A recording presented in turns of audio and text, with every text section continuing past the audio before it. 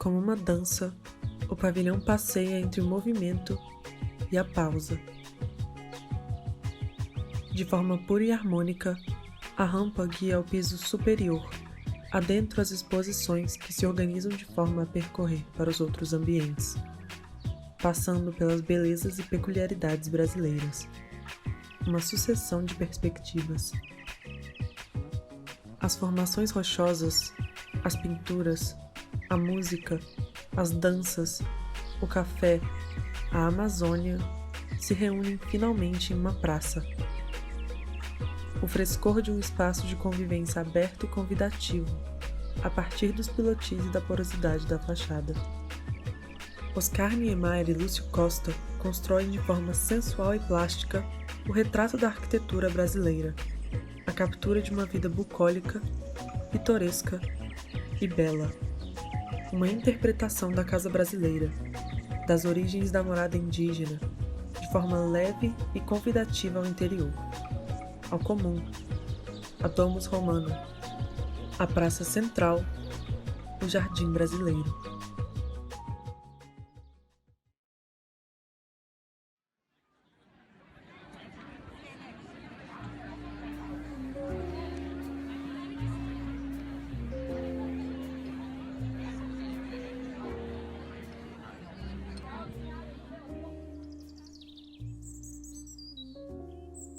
Escondido à primeira vista, se revela ao espectador como uma grande passarela, a continuação direta do caminho percorrido pelo observador.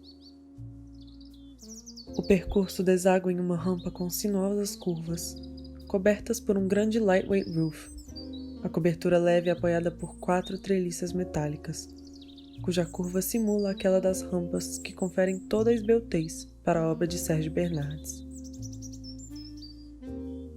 A abertura zenital no centro do pavilhão, como uma lua cheia que paira sobre as cabeças que a admiram, revela um astro igualmente majestoso.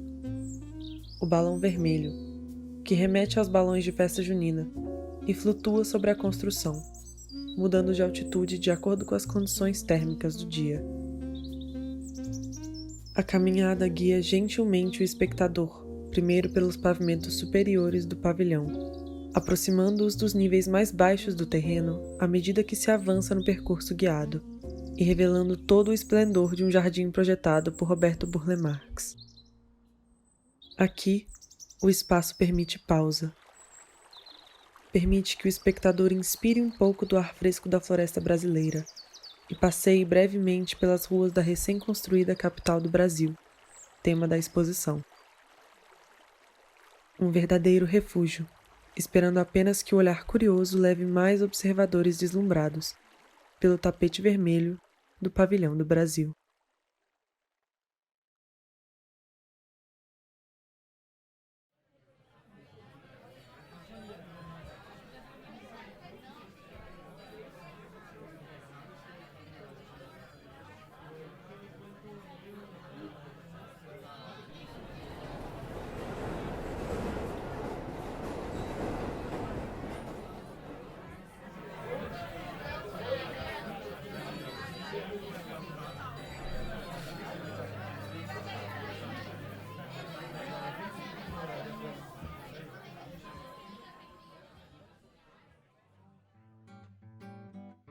Rampas com um deslizar suave, como dos morros ao horizonte que descansam sobre o mar do Rio de Janeiro, criam um passeio margeado por montanhas asfálticas que, de forma imponente, tentam alcançar os céus, conduzindo o olhar do visitante para contemplar o céu de concreto armado que paira sobre suas cabeças, apoiando-se sobre o cume de 3 colinas espalhadas pelo vasto espaço aberto. A grandiosidade da massa nervurada traz em sua rigidez concreta a poesia das estrelas que se projetam no piso pela luz que se infiltra pelos vãos.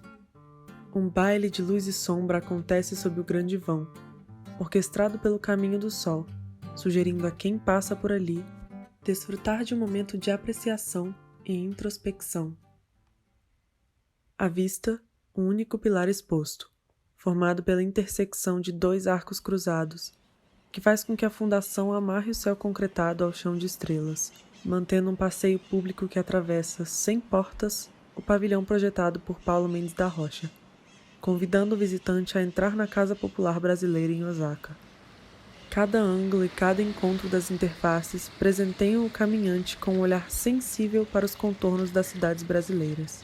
Os desenhos das curvas topográficas alcançando a cobertura carregam o lirismo da paisagem do território brasileiro, construído em solo japonês.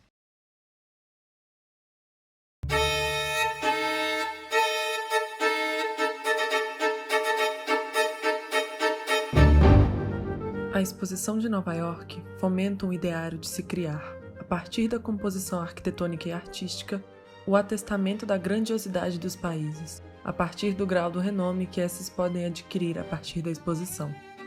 A força de um país e seu poderio em frente aos demais em questão de civilização, de progresso e de riqueza. Os esforços atrativos são espalhafatosos e tanto explícitos quanto predatórios.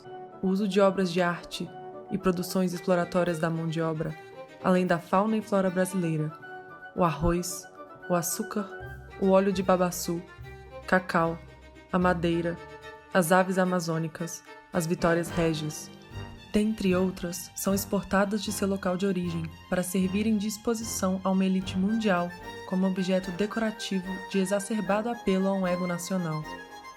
O pavilhão se configura como um ato arquitetônico e político para Getúlio Vargas propagandear o Brasil como um país desenvolvido. Dentre as contradições acerca deste evento, está a incessante necessidade de ostentar os principais produtos de exportação, a fim de atrair consumidores e tentar impor e veicular um sentido nacionalista e patriota ao que está sendo exposto, para além dos objetivos comerciais. Mesmo que a exposição seja feita para a elite que tem acesso à informação, o evento valida a banalização da preservação da cultura brasileira, ao transformar esse ideário em um local de fetichização dos países colonizados a partir do exótico, aos olhos da América do Norte e Europa, da América Latina. O ego vai além do patriotismo do Estado Novo, na intenção de construir uma ideia de nação e de identidade. Ele bebe da necessidade de Getúlio Vargas ser visto como importante perante a política internacional, e culmina em 1941, com a construção de bases militares americanas em Natal. O ego se conduz em estratégias políticas, como quando o Museu de Arte Moderna de Nova York organizou a exposição sobre a arquitetura brasileira Brazil Builds, inaugurada em 1943, e culmina como um truque orquestrado por Roosevelt, a partir da política de boa vizinhança, para conquistar a aliança brasileira perante a Segunda Guerra Mundial, resultado em uma declaração de guerra pelo Brasil à Alemanha e à Itália. Esse mesmo ego está marcado nas vidraças do pavilhão brasileiro, a partir de uma colagem em que o mapa dos Estados Unidos se insere dentro das margens do mapa do Brasil, e engloba no desejo, por parte da elite brasileira, de superar o que esses colocam como o atraso desenvolvimentista e cultural do Brasil perante os países desenvolvidos, culminando no uso do pavilhão como uma vitrine de toda a produção brasileira de exportação, a fim de inserir o país dentro da alta elite comercial mundial.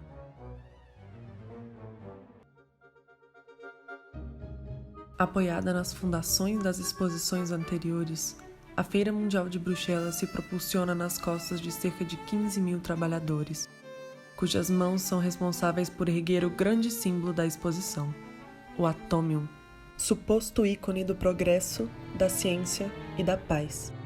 Esta última tão esperada após as atrocidades vividas durante a Segunda Guerra Mundial.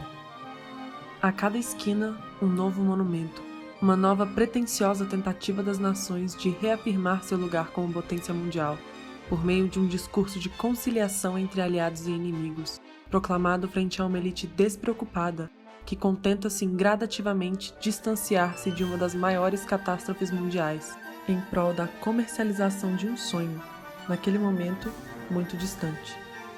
Nesse meio, fugindo do olhar alheio, o pavilhão do Brasil se esconde como uma criança por detrás do turbilhão de outras estruturas pomposas e reluzentes.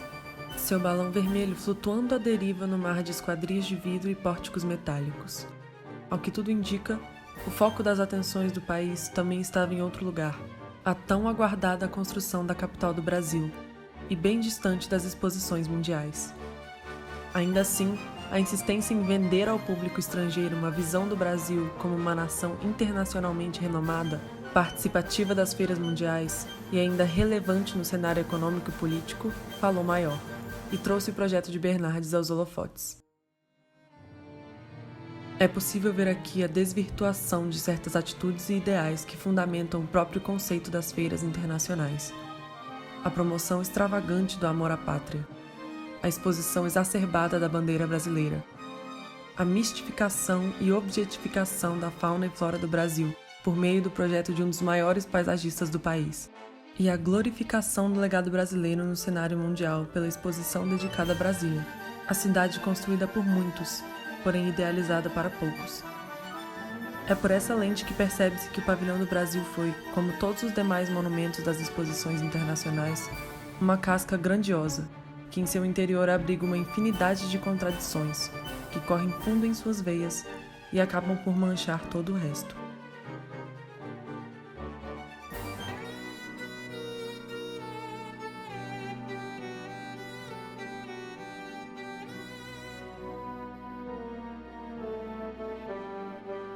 Com um lapso temporal de 12 anos, a exposição de 1970 marca o retorno da participação do Brasil em feiras mundiais. A reaparição brasileira no evento vem em meio à turbulência ditatorial imposta sobre o povo brasileiro, no ápice da repressão, em que a liberdade, arquitetura e cultura nacional eram ainda mais cercados e reprimidos pelos uniformizados em camuflagem, com armas em punho que atuavam por baixo dos panos, com o aval do AI-5. A súbita mudança de posicionamento do regime militar em relação à sua opinião sobre as exposições mundiais escancara aos olhos do mundo sua hipocrisia, ao tomar a participação do Brasil na Expo 70 como prioridade, algo que, nos primeiros anos de golpe, era totalmente banalizado e tratado com desprezo. Difamado internacionalmente, em meio ao desespero de reestabelecer relações com potências do mundo, o governo militar, agora que lhe é conveniente, promove a volta do Brasil ao palco midiático internacional, as exposições mundiais. A ironia da colaboração de Paulo Mendes da Rocha levanta indagações pertinentes do porquê um arquiteto caçado pelo AI-5 foi o escolhido para representar o Brasil durante o governo militar. A falta de organização resultou na colisão dessas duas partes, com pensamentos rivais tendo que trabalhar juntos para representar o Brasil. O Pavilhão do Brasil assumiu um caráter dual. Para o arquiteto era a representação de retomar as rédeas da liberdade, e seguindo as diretrizes impostas, criou um espaço sem portas que promovia o direito de ir e vir. Por parte do governo militar, seu ideal era abrir um diálogo com outros países, permanecer modesto sem atrair muita atenção para si, nem competir com os demais pavilhões. O conflito de ideais ocasionou no corte da exposição que seria apresentada, substituindo um acervo com enfoque na ideia de consciência e ocupação dos espaços na América por um repertório comercial calcado na promoção dos feitos militares. Essa falsa modéstia culminou na invisibilização do pavilhão brasileiro em meio à feira, atribuindo-o ao longo dos anos uma imagem fantasmagórica por ter gerado poucos debates e poucas imagens divulgadas por veículos internacionais. O valor dado para apresentar o Brasil ditatorial de modo a angariar alguma compreensão internacional sobre o regime, no lugar de pôr sob os holofotes características do povo, da cultura e essência brasileira, enfatiza a parcialidade com a qual as feiras mundiais são montadas e como são politicamente moldadas para serem expostas ao mundo.